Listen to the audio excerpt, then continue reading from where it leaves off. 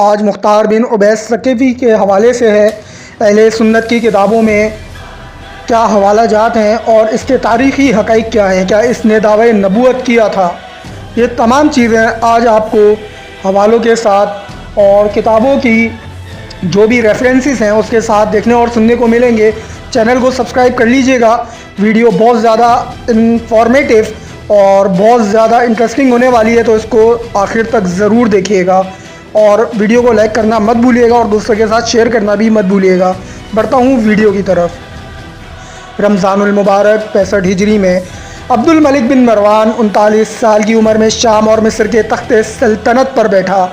جب اس نے مسند اقتدار سنبھالا تو بنو امیہ کے زیر تسلط ملک کے تمام اہم حصوں میں انقلاب برپا تھا اور بیک وقت مختلف طاقتیں حضرت عبداللہ بن زبیر رضی اللہ تعالیٰ عنہ اور وہ لوگ جو خود کو شیعان علی کہلواتے تھے، خوارج اور مختار ثقفی بنی امیہ کے خلاف اور ان سے برسر پیکار تھیں۔ ان کے علاوہ اور بہت سی اندرونی اور بیرونی شورشوں کے طوفان بپا ہوئے۔ عبد الملک کے پاس صرف مصر و شام تھے، باقی دنیا اسلام کے کل حصے یا حضرت عبداللہ بن زبیر رضی اللہ تعالیٰ عنہ کے ساتھ تھے یا ان میں بھی طوائف الملوکی تھی۔ بحوالہ تاریخ اسلام جلد نمبر 1 صفحہ نمبر 416۔ علامہ دینوری رحمۃ اللہ علیہ لکھتے ہیں کہ سن 66 میں ایک شخص مختار بن ابی عبید ثقفی خون حسین رضی اللہ تعالیٰ عنہ کے انتقام کی دعوت لے کر اٹھا اور عراق پر قابض ہو گیا۔ یہ ایک معمولی لیکن عالی دماغ اور حوصلہ مند شخص تھا۔ اس دور کی بدنظمی اور طوائف الملوکی دیکھ کر اسے بھی قسمت آزمائی کا حوصلہ ہوا۔ بحوالہ اخبار الطوال صفحہ نمبر 313۔ مختار ثقفی کی سرگرمیاں کیا تھیں؟ اس زمانے میں عبداللہ بن زبیر رضی اللہ تعالیٰ عنہ کا زور تھا، اس لیے مختار حصول مقصد کے لیے ان کے ساتھ ہو گیا اور ان کے مزاج میں بڑا رسوخ پیدا کر لیا۔ بحوالہ ابن سعد جلد نمبر 5 صفحہ نمبر 71۔ لیکن جس مقصد کے لیے مختار ان سے ملا تھا، اس کے حصول کی صورت یہاں نظر نہ آئی تو وہ توابین کی تحریک میں شامل ہو گیا جو اسی زمانے میں اٹھی تھی۔ یہ تحریک اس مقصد کے لیے بہت مفید تھی، اس لیے توابین کے خاتمے کے بعد خود اس کا رہنما بن گیا، لیکن حضرت عبداللہ بن زبیر رضی اللہ تعالیٰ عنہ سے بھی تعلق قائم رکھا اور ان پر اس کو ظاہر نہ ہونے دیا، اور اس تحریک کو مؤثر بنانے کے لیے حضرت امام زین العابدین رحمۃ اللہ علیہ سے سرپرستی قبول کرنے کی درخواست کی۔ اس تحریک کے ساتھ ہی اس نے اپنے بہت سے گمراہ کن عقائد اختراع کیے تھے جن سے امام موصوف واقف تھے، اس لیے انہوں نے اس کی درخواست رد کر دی اور مسجد نبوی میں تقریر کر کے اس کے مکر و فریب کا پردہ فاش کیا اور فرمایا، اس شخص نے محض لوگوں کو دھوکہ دینے کے لیے اہل بیت کی دعارت کو آڑ بنایا ہے، ورنہ اس کو اس سے کوئی تعلق نہیں۔ ان سے مایوس ہونے کے بعد ان کے سوتیلے چچا محمد بن حنفیہ سے سرپرست بننے کی درخواست کی۔ امام زین العابدین کو معلوم ہوا تو انہوں نے ان کو روکا کہ اس نے محض لوگوں کو اپنے دام میں پھنسانے کے لیے محب اہل بیت کا روپ بدلا ہے، حقیقت میں اس کو ان سے کوئی تعلق نہیں بلکہ وہ ان کا دشمن ہے۔ میری طرح آپ کو بھی اس کا پردہ فاش کرنا چاہیے۔ محمد بن حنفیہ رحمۃ اللہ علیہ نے حضرت عبداللہ بن عباس رضی اللہ تعالیٰ عنہ سے رائے لی۔ اس زمانے میں عبداللہ بن زبیر رضی اللہ تعالیٰ عنہ ان دونوں بزرگوں کو اپنی بیعت کے لیے مجبور کر رہے تھے اور ان کو ان کی جانب سے بڑا خطرہ تھا، اس لیے مختار کی حمایت حاصل کرنے کے لیے حضرت ابن عباس رضی اللہ تعالیٰ عنہ نے محمد بن حنفیہ کو سرپرستی قبول کر لینے کا مشورہ دیا۔ بحوالہ مروج الذهب مسعودی جلد نمبر 1 صفحہ نمبر 80، مخلصاً حاشیہ نفق الطیب۔ تمام باتیں اور چیزیں میں آپ کو بالکل حوالوں کے ساتھ بتا رہا ہوں۔ محبان اہل بیت کا مرکز عراق تھا، وہاں یہ تحریک زیادہ کامیاب ہو سکتی تھی۔ اس کے علاوہ انقلابی تحریکوں کے لیے وہاں کی آب و ہوا زیادہ سازگار تھی، اس لیے محمد بن حنیفیہ کو سرپرست بنانے کے بعد مختار نے ان سے عراق میں کام کرنے کی اجازت چاہی۔ انہوں نے اس کی سرپرستی قبول کر لی تھی لیکن ان کو خود اس پر اعتماد نہ تھا۔ اس لیے اجازت تو دے دی، لیکن اس کی نگرانی کے لیے اپنا ایک آدمی عبداللہ بن کامل ہمدانی ساتھ کر دیا اور اس کو مختار سے ہوشیار رہنے کی ہدایت کر دی۔ بحوالہ ابن سعد جلد 5 صفحہ نمبر 71۔ مختار بڑا عاقبت اندیش اور چلاک آدمی تھا، اس لیے اب بھی اس نے حضرت ابن زبیر رضی اللہ تعالیٰ عنہ سے تعلق منقطع نہیں کیا کہ اگر اس کی تحریک میں کامیابی نہ ہو تو ابن زبیر رضی اللہ تعالیٰ عنہ کا دروازہ اس کے لیے کھلا ہے۔ انہیں اس نے یہ دھوکہ دیا کہ عراق میں اس کا قیام ان کے لیے زیادہ مفید ہوگا اور وہ وہاں جا کر شیعان بنی ہاشم کو بنی امیہ کے مقام میں ان کی مدد پر آمادہ کر لے گا۔ ابن زبیر رضی اللہ تعالیٰ عنہ نے بھی اسے اجازت دے دی۔ بحوالہ مروج الذہب صفحہ نمبر 475۔ ان دونوں سے اجازت لے کر وہ عراق پہنچا۔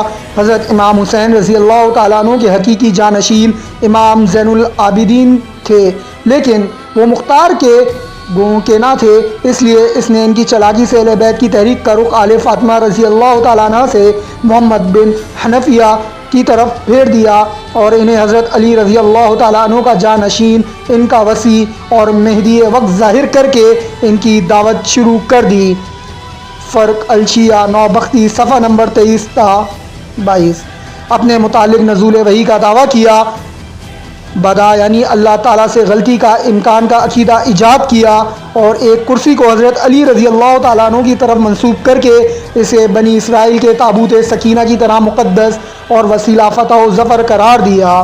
بحوالہ الملل والنحل کوفہ شیعان علی کا مرکز تھا، یہیں حضرت امام حسین رضی اللہ تعالیٰ عنہ کی شہادت کا واقعہ پیش آیا تھا۔ اس سے پہلے توابعین کی تحریک اٹھ چکی تھی، اس لیے مختار کی تحریک کو بھی بڑی مقبولیت حاصل ہوئی۔ ہزاروں آدمی اس کے ساتھ ہو گئے اور اس کا گھر شیعان علی کا مرکز بن گیا۔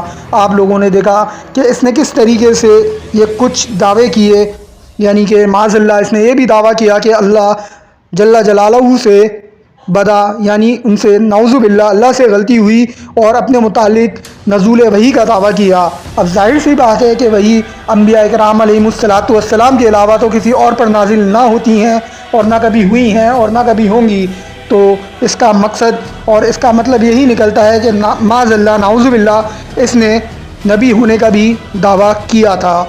بہرحال اب میں آگے ویڈیو کو بڑھاتا ہوں کہ جب شیعان علی کا اس کا گھر مرکز بن گیا، یعنی کہ اس نے حضرت علی رضی اللہ تعالیٰ عنہ کی فضیلت بیان کر کر کے لوگوں کو اپنے پاس جمع کر کے اپنے گھر کو اس کا مرکز بنا لیا۔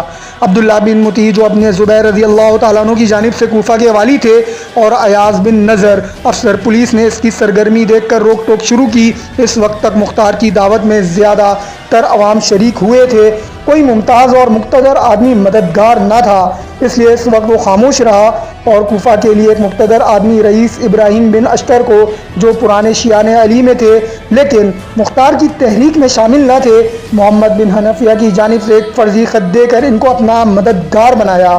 ان کی حمایت حاصل ہو جانے کے بعد مختار کا بازو بہت قوی ہو گیا اور ان کے ساتھ مل کر اس نے بے خوف و خطر کام شروع کر دیا۔ بحوالہ اخبار الطوال صفحہ نمبر 298۔ ایاس نے ابراہیم کو بھی روکا اور انہیں دھمکی دی کہ اگر تم نے مختار کے ہاں کی آمد و رفت نہ چھوڑی تو تم کو قتل کر دیا جائے گا۔ یہ با اثر آدمی تھے، انہوں نے اس دھمکی کے جواب میں خود ایاس کو قتل کر دیا۔ عبداللہ بن مطیع والی کوفہ کو معلوم ہوا تو انہوں نے ابراہیم کی گرفتاری کے لیے آدمی بھیجے، انہوں نے ان کو شکست دے کر ابن مطیع کا محاصرہ کر لیا۔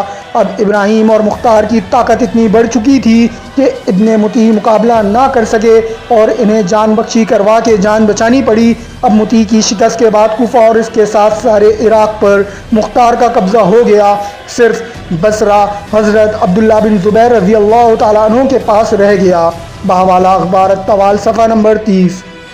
مختار ثقفی بہت دور اندیش اور معاملہ شناس تھا، جو مقصد اس کے پیش نظر تھا اس کے حصول کے لیے حکمت عملی کے تحت کام کرتا تھا۔ ابتدا میں اس نے حضرت عبداللہ بن زبیر رضی اللہ تعالیٰ عنہ کا بھرپور ساتھ دیا، چنانچہ جب یزید کے حکم پر حسین بن نمیر نے مکہ مکرمہ پر چڑھائی کی تو مختار نے حضرت عبداللہ بن زبیر رضی اللہ تعالیٰ عنہ کی طرف سے شامی فوج کا زبردست مقابلہ کیا۔ یزید کے مرنے کے بعد مختار نے حضرت محمد بن حنفیہ رحمۃ اللہ علیہ کی خدمت میں حاضری دی اور ان سے باقاعدہ طور پر اس بات کی اجازت حاصل کی کہ وہ حضرت امام حسین رضی اللہ تعالیٰ عنہ کے قاتلوں سے انتقام لینے کے لیے کارروائی کرے گا۔ اس کے بعد یہ کوفہ پہنچا اور شہر کے سرکردہ افراد اور محبان اہل بیت اطہار سے ملاقاتیں کرنا شروع کی۔